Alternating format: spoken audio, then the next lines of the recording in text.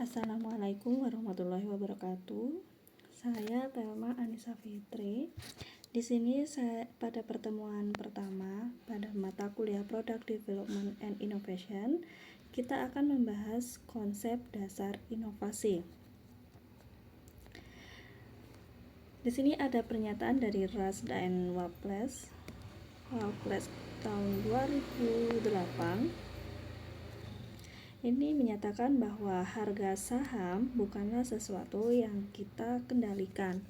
Kita ini itu adalah organisasi atau para pelaku usaha.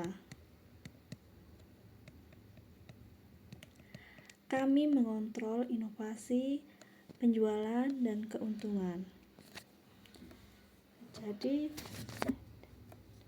para pelaku usaha ini dia lebih mengontrol pada inovasi, penjualan, dan keuntungan untuk menjadikan suatu organisasi yang sustainability atau keberlanjutan, bisnis keberlanjutan.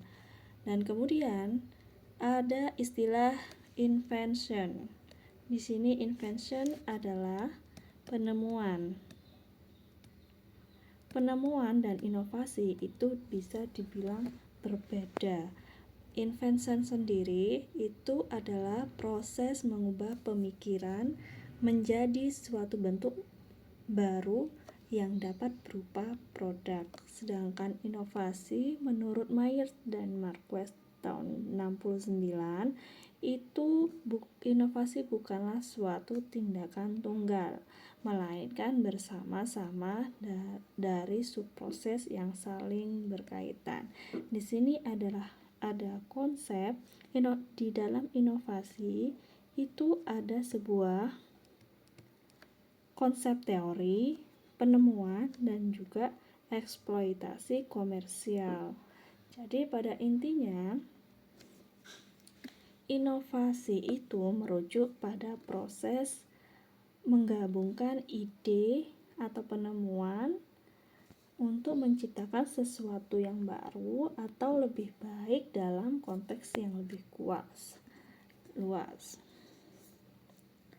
Kemudian untuk penemuan itu merujuk pada proses menemukan sesuatu yang baru. Lanjut di sini ada proses inovasi. Proses inovasi ini itu adalah langkah yang dilakukan untuk menghasilkan ide baru, mengembangkan solusi kreatif, dan juga mengimplementasikan dalam bentuk produk maupun layanan. Di sini ada input pendorong dalam inovasi, ada individu kreatif, aktivitas dan fungsi perusahaan, kemudian juga ada arsitektur perusahaan dan hubungan eksternal. Nah, kemudian nanti jadinya perusahaan dari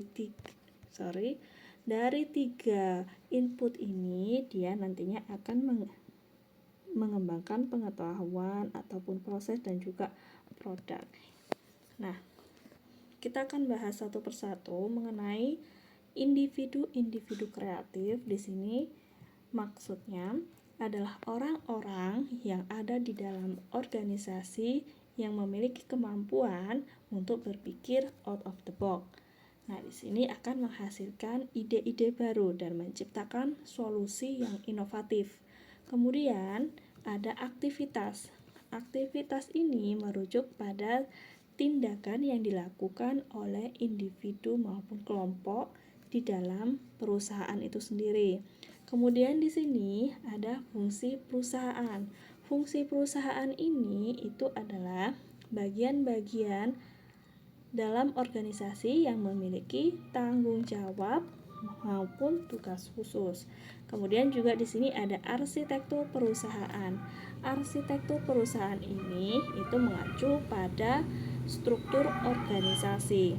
Jadi, arsitektur ini itu dapat mendukung ataupun menghambat suatu kreativitas individu dan kelompok. Misalnya, suatu organisasi atau perusahaan itu dengan struktur yang terlalu kaku, mungkin itu akan menghambat inovasi. Dan kemudian juga ada eksternal. Di sini Hubungan eksternal ini interaksi dan koneksi perusahaan dengan pihak di luar organisasi. Misalnya di sini adalah pelanggan. Kemudian juga ada pemasok dan juga ada pesaing. Nah, jadi unsur dari 3 unsur ini bersama-sama akan menghasilkan usaha seseorang untuk mengembangkan pengetahuan sampai akhirnya menginovasi sebuah produk. Selanjutnya ada tipologi of innovation atau jenis dari inovasi itu sendiri. Inovasi produk itu melibatkan pengembangan produk ataupun perbaikan produk. Contohnya pada perusahaan susu misalnya yang mengembangkan susu rendah lemak ataupun juga dengan memanfaatkan kesehatan tambahan. Nah, kemudian juga ada inovasi proses, pengembangan proses manufaktur baru. Di sini misalnya contohnya menggunakan mesin otomatis. Yang tadinya menggunakan cara manual, bila ada mesin otomatis itu dinamakan suatu inovasi proses. Kemudian ada inovasi organisasi. Inovasi organisasi ini itu pembentukan divisi baru, mengembangkan sistem informasi internal dan juga sistem akuntansinya. Kemudian juga ada sistem inovasi manajemen. Inovasi manajemen ini itu di sini ada misalnya penggunaan aplikasi sistem total quality management. Kemudian juga ada inovasi produksi. Inovasi produksi ini berkaitan dengan prosesnya. Maksud saya cara proses produksinya di sini penerapan sistem just in time. Kemudian juga penggunaan piranti lunak untuk pengembangan produk baru serta kontrol kualitasnya. Kemudian juga inovasi komersial atau pemasaran ini melibatkan penggunaan strategi pemasaran baru untuk mencapai target pasar yang lebih efektif. Nah, di sini contohnya penyusunan pendanaan baru, pendekatan pemasaran baru, dan juga ada saluran distribusi baru. Nah, kemudian di sini ada inovasi jasa. Inovasi jasa ini contohnya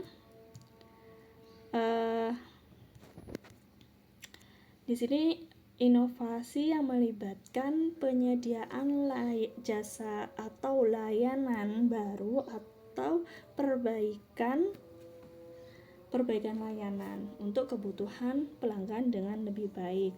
Nah, di sini contohnya layanan jasa berbasis internet, misalnya lebih cepat. Itu adalah tipologi of innovation. Kemudian di sini kita akan membahas model-model inovasi. Ada 4 model. Yang pertama adalah model inovasi serendipity atau kebetulan. Nah, di sini adalah jenis inovasi yang terjadi secara tidak sengaja atau tanpa disengaja.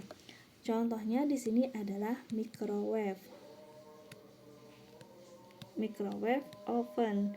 Nah, di sini ditemukan oleh seorang insinyur bernama Spencer, yang dimana saat itu sedang bekerja dengan suatu perangkat di laboratoriumnya. Kemudian ketika berdiri di dekat perangkat tersebut, dia merasa coklat yang ada di dalam sakunya mencair. Nah, ini awal mula dari pengembangan oven microwave. Kemudian ada model linier. Model linier ini model yang menyatakan bahwa inovasi itu muncul melalui interaksi dasar ilmu pengetahuan, perkembangan teknologi, dan kebutuhan akan pasar itu berhubungan terus bergerak maju. Nah, di sini ada teknologi push dan juga ada market pull. Untuk teknologi push ini ketika inovasi dimulai dari pengembangan teknologi atau penemuan ilmiah. Dan kemudian baru mencari cara untuk dikomersialkan. Kemudian lanjut di sini ada market pull. Market pull ini ketika inovasi itu dimulai dari permintaan. Ini ada departemen marketing. Nah, di sini kemudian setelah mengetahui akan kebutuhan pasar, barulah kemudian diadakan Research and Development atau R&D. Di departemen R&D barulah proses manufaktur dan kemudian akan dikomersialkan pada konsumen. Nah, kemudian untuk contohnya, untuk teknologi push ini ada mobil listrik. Dan kemudian untuk market pull di sini ada smartphone. Smartphone di sini terus mengalami peningkatan fitur dari waktu ke waktu. Jadi ini dikategorikan pada market pull. Kemudian selanjutnya di sini ada model inovasi rangkaian simultan. Model rangkaian simultan ini itu pendekatan di mana berbagai tahapan dalam proses inovasi tidak selalu terjadi secara berurutan, tetapi beberapa tahapan dapat berjalan bersamaan. Halnya seperti model linier, dia berjalan berurutan. Sedangkan untuk model rangkaian simultan, ini bisa saja beberapa departemen berjalan secara bersamaan atau tumpang tindih. Di sini contohnya misalnya Apple iPad, di mana manufaktur ini di departemen manufaktur berperan sebagai menghasilkan komponen fisiknya. Kemudian juga di sini R&D merancang perangkat keras.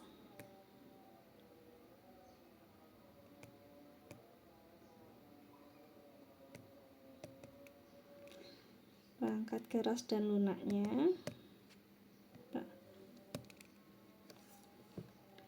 Dan juga mengembangkan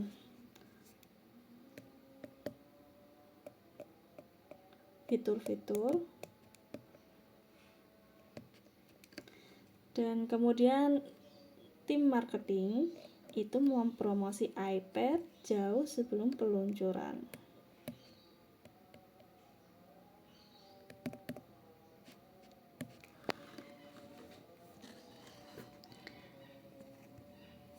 Selanjutnya di sini ada model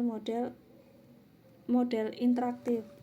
Ada model interaktif di sini, ini menekankan bahwa inovasi itu muncul sebagai hasil interaksi pasar, dasar ilmu pengetahuan, dan kemampuan organisasi.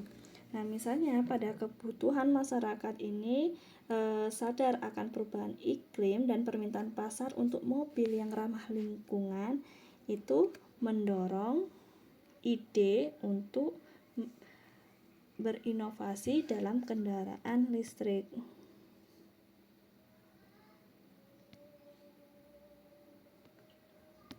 Perusahaan akan mengembangkan mobil listrik. Ini adalah perusahaan mengembangkan mobil listrik.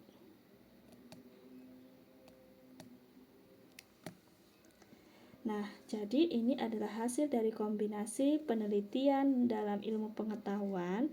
Di sini teknologi baterai, permintaan pasar untuk mobil ramah lingkungan.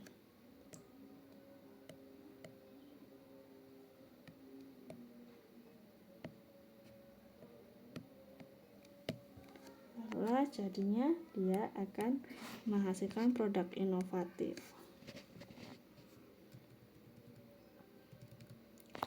Selanjutnya, inovasi sebagai manajemen proses. Inovasi sebagai manajemen proses ini adalah pendekatan yang menekankan pentingnya mengelola suatu proses inovasi dengan struktur. Kemudian tujuan yang jelas dan metode yang jelas. Kenapa? Di sini untuk meminimalkan resiko. Untuk meminimalkan resiko, meningkatkan peluang keberhasilan dan juga menciptakan budaya inovasi yang berkelanjutan. Selanjutnya di sini ada kerangka kerja dari manajemen inovasi. Kerangka kerja inovasi ini itu memiliki 4 proses. Yang pertama itu ada penelitian ilmiah, kemudian ada pengembangan teknologi, dan di sini ada market transisi, ada penciptaan produk dan kewirausahaan sebagai inti dari 4 proses tersebut. Karena tanpa dorongan wirausaha tidak akan ada suatu inovasi, dan tanpa inovasi tidak akan ada bisnis baru. Nah, di sini kita bahas hubungan dari yang pertama ada hubungan scientific explore atau penelitian ilmiah dengan technological research atau penelitian pengembangan teknologi. Nah, di sini penelitian ilmiah itu dapat menghasilkan pengetahuan baru.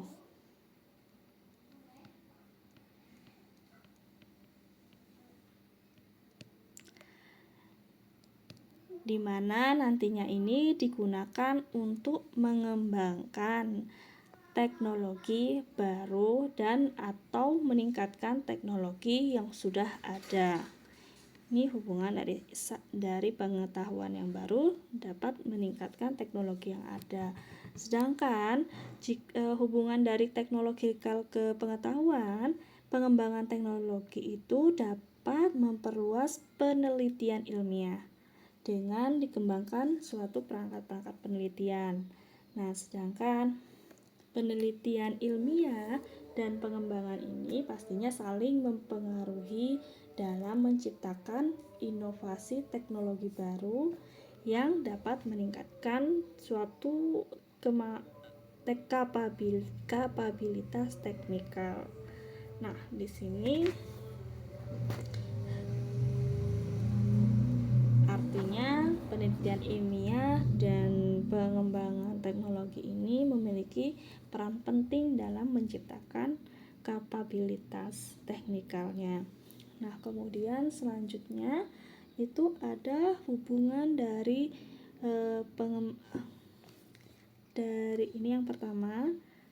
Kemudian yang kedua itu menciptakan wawasan.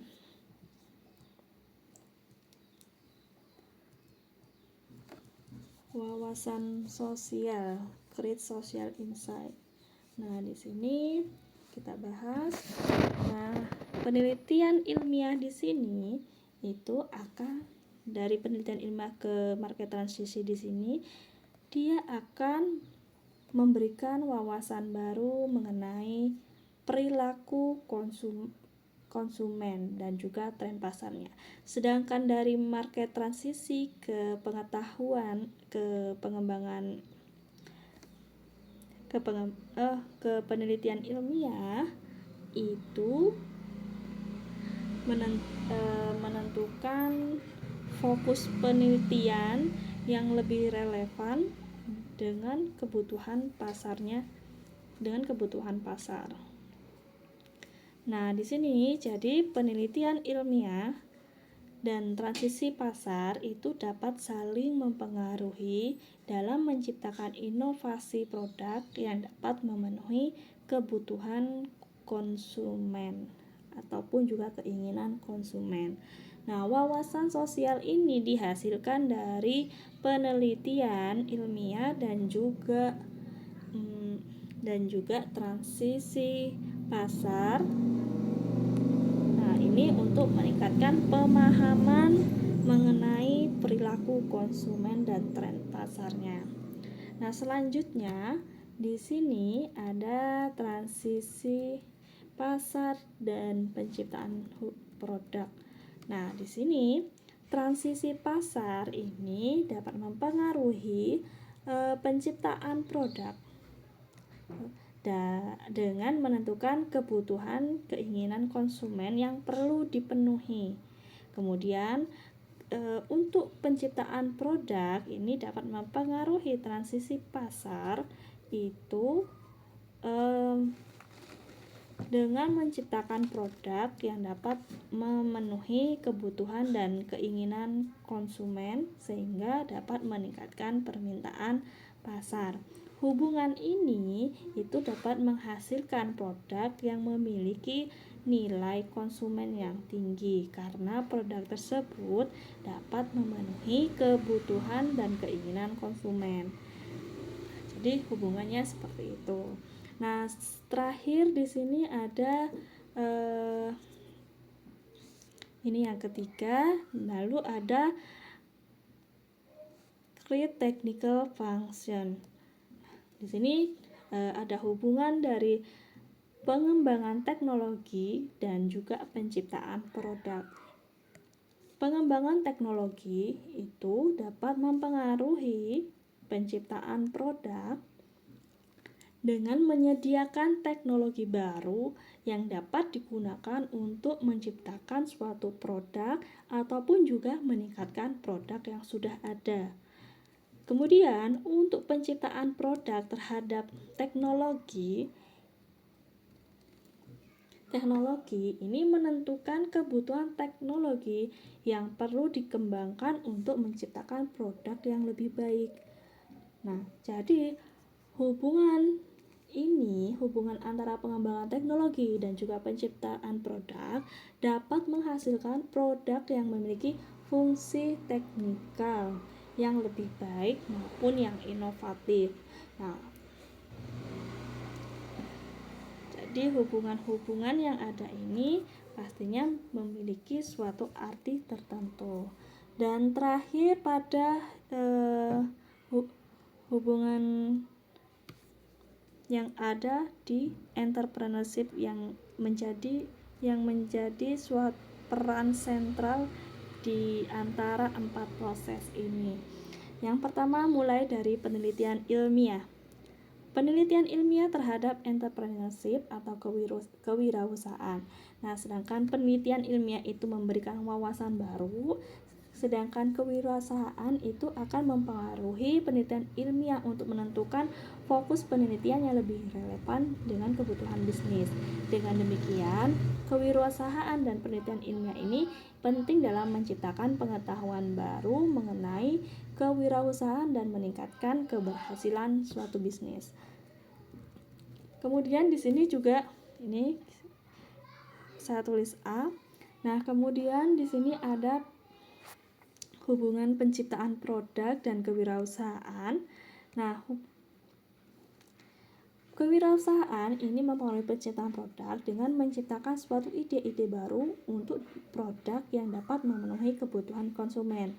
Sedangkan penciptaan produk ini akan menciptakan suatu peluang bisnis baru yang dapat meningkatkan keberhasilan bisnis. Jadi hubungannya itu dapat menghasilkan produk inovatif dan dapat memenuhi kebutuhan dan keinginan konsumen.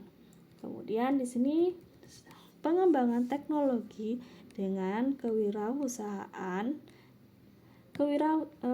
Kewirausahaan itu akan mempengaruhi pengembangan teknologi dengan menciptakan permintaannya untuk teknologi baru yang dapat digunakan untuk menciptakan produk atau layanan baru. Sedangkan pengembangan teknologi ini juga dapat mempengaruhi kewirausahaan dengan menyediakan teknologi baru yang dapat digunakan untuk menciptakan produk atau layanan baru. Nah, jadi hubungannya antara kedua ini akan menghasilkan produk yang inovatif dan dapat memenuhi keinginan konsumen. Terakhir, di sini ada transisi pasar dengan kewirausahaan. Kewirausahaan dapat mempengaruhi transisi pasar dengan menciptakan produk atau layanan baru untuk memenuhi kebutuhan dan keinginan konsumen, sehingga dapat mempengaruhi tren pasar. Nah, sedangkan transisi pasar ini mempengaruhi kewirausahaan dengan menciptakan peluang bisnis yang dapat dimanfaatkan oleh para pengusaha untuk menciptakan produk baru.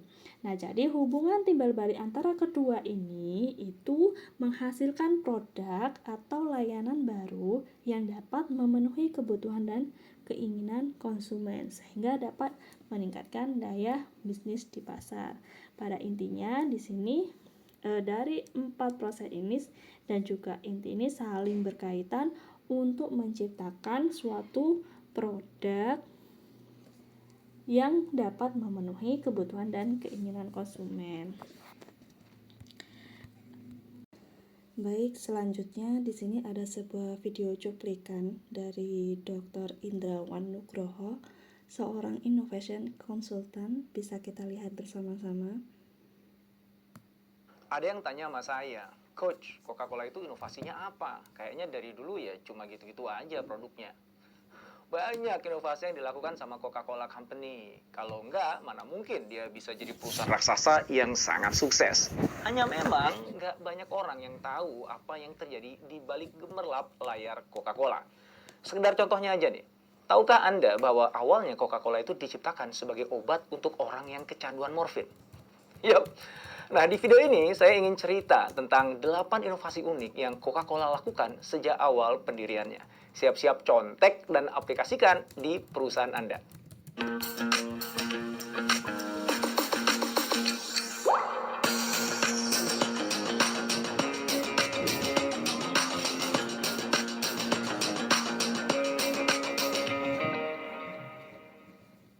Saya akan cerita tentang kisah perjalanan Coca-Cola sejak awal berdirinya hingga tumbuh besar seperti hari ini. Nah, saat saya cerita nanti, coba Anda tebak ya, apa aja sih 8 inovasi yang Coca-Cola lakukan dan bagaimana rangkaian inovasi itu menjadikan Coca-Cola sebagai merek minuman paling bernilai di dunia.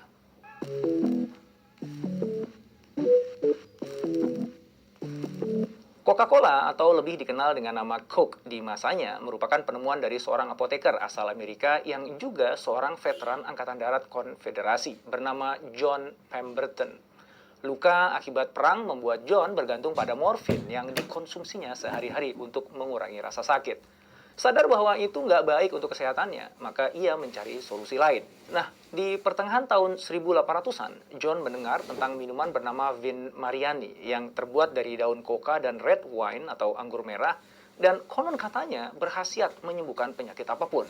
Para ahli saat itu meyakini bahwa satu helai daun coca yang mengandung 0,35% kokain bisa mengurangi kecanduan pada opium dan morfin. John kemudian menggunakan keahliannya untuk membuat minuman obat versinya sendiri untuk menyembuhkan kecanduannya. Namanya Pemberton's French Wine Coca yang terbuat dari daun coca dan anggur merah dengan tambahan kacang cola. Minuman yang diklaim mampu menghilangkan kecanduan, depresi, kecemasan, dan sakit kepala ini kemudian dijual pada para tentara yang tersebar di berbagai pelosok Amerika. Tahun 1885, hampir seluruh negara bagian Amerika melarang penjualan alkohol. John harus melakukan pivot. John kemudian mengubah formula minumannya. Dia mengeluarkan unsur red wine dari minuman itu. Tapi sayangnya, tanpa red wine, kacang cola membuat minumannya menjadi sangat pahit. Maka John menggantinya dengan kafein sintetis, menambahkan gula, asam citrus, vanila, minyak lemon, orange, biji pala, dan juga ekstrak ketumbar. John kemudian mengubah nama produknya menjadi Coca-Cola. Awalnya, Coca-Cola tidak laku dijual. Biaya pembuatannya jauh melampaui hasil dari penjualannya. Tapi John tidak menyerah. Dengan berinvestasi pada promosi yang masif lewat spanduk, papan reklame, dan owning toko, Coca-Cola akhirnya dikenal luas di Amerika dan penjualannya pun bergerak naik. Pada tahun 1888, Pemberton jatuh sakit dan hampir menuju kebangkrutan. Dan di tahun yang sama, seorang apoteker bernama A.C. Candler kemudian membeli formula Coca-Cola dengan harga 2.300 US dollar. Candler lalu mendirikan perusahaan baru bernama Coca-Cola Company pada tahun 1892 dan mempatenkan merek Coca-Cola setahun setelahnya. Sebagai upaya memperkenalkan produk Coca-Cola pada publik yang lebih luas, Candler menerbitkan secari kertas yang memberikan hak pada para pemegangnya untuk bisa menikmati segelas Coca-Cola secara gratis di gerai soda fountain, yang saat itu merupakan tempat gaul yang sangat populer. Inisiatif ini adalah cikal bakal dari kupon diskon yang kini populer sebagai bagian dari strategi penjualan yang efektif. Selama bertahun-tahun, Coca-Cola dijual dalam bentuk sirup yang dituang dalam gelas di gerai-gerai soda fountain. Di tahun 1894, dua orang pengusaha bernama Benjamin Thomas dan Joseph Whitehead mengajukan proposal kepada Candler untuk menjual Coca-Cola di dalam botol. Candler nggak yakin ide itu akan berhasil. Maka ia mengizinkan pada keduanya untuk menjual berapapun Coca-Cola dalam botol dengan harga hanya $1 saja per botolnya. Nah, di tahun itu berdirilah Coca-Cola Bottling Company. Dan tidak diduga, pasar menyambut antusias produk Coca-Cola di dalam botol itu. Penjualannya pun meroket. Berapa tahun kemudian, jumlah Coca-Cola yang dikemas dalam botol terjual jauh lebih banyak dari penjualan melalui soda fountain. Para pesaing seperti Pepsi Cola pun ikutan menjual produknya dalam botol. Pada tahun 1903, ekstrak daun cola yang mengandung kokain dihilangkan dari formula. Dan di tahun 1933, Coca-Cola meluncurkan mesin automatic fountain dispenser yang pertama. Mesin yang ditempatkan di banyak restoran dan minimarket itu semakin mendongkrak penjualan Coca-Cola.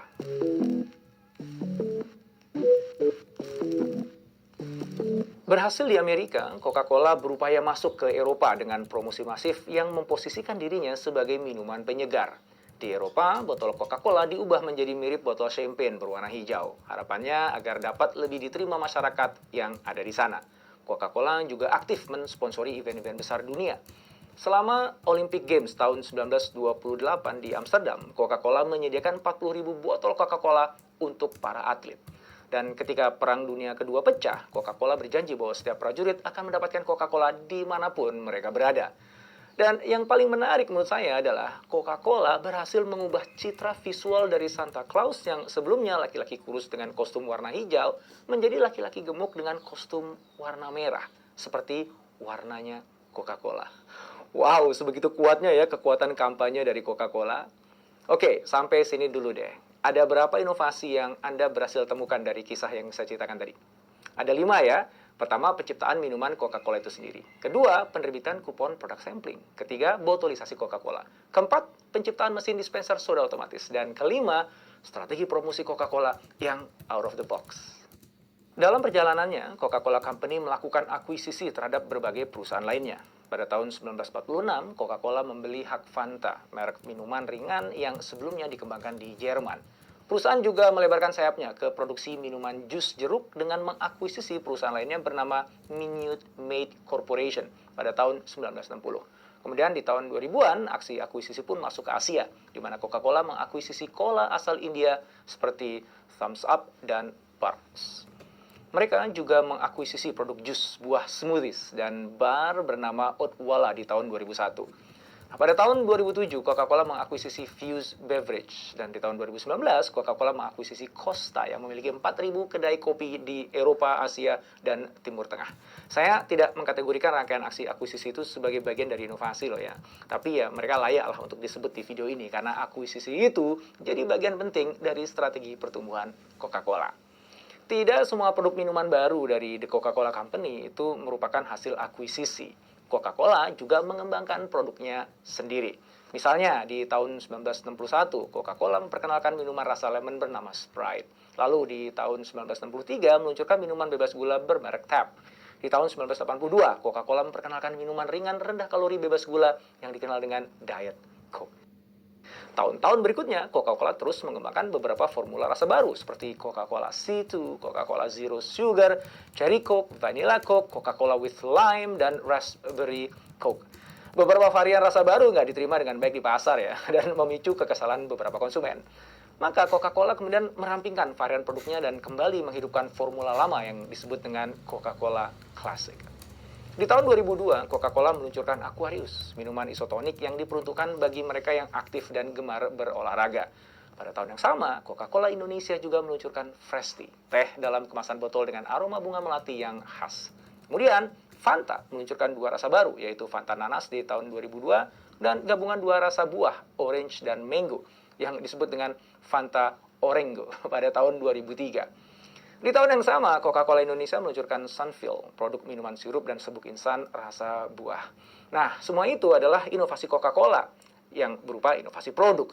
Dan ya kita tahu ya nggak semua inovasi produk pasti akan berhasil. Tapi mereka yang berhasil akan menjadikan perusahaan terus relevan dengan kebutuhan, preferensi, dan cita rasa pelanggan yang senantiasa berubah. Sekaligus di saat yang sama, mendongkrak nilai penjualan.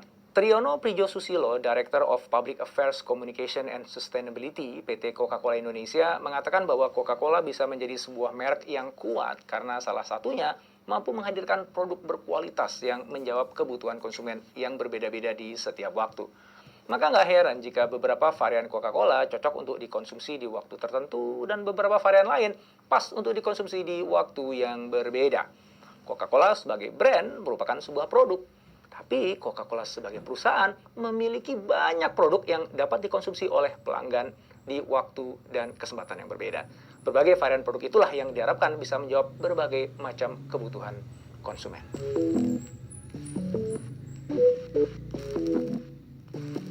Selain inovasi pada varian produk, Coca-Cola juga berinovasi dari sisi kemasan. Di tahun 1899, botol Coca-Cola pertama kali dibuat berbentuk kaca bening dengan tutup karet, yang kemudian berkembang menjadi botol kaca coklat dengan label merek yang tercetak besar dan menonjol pada bagian bawah botolnya. Pada tahun 1993, botol Coca-Cola beralih ke botol plastik PET untuk meminimalkan dampak lingkungan. Namun, seiring berjalannya waktu, ternyata plastik justru lebih mencemari lingkungan ya. Nah, hal itu mendorong Coca-Cola pada 2009 memperkenalkan jenis plant bottle, yaitu botol plastik PET yang terbuat dari tanaman dan dapat didaur ulang sepenuhnya. Selain botol kaca dan botol PET, Coca-Cola juga hadir dalam kemasan kaleng.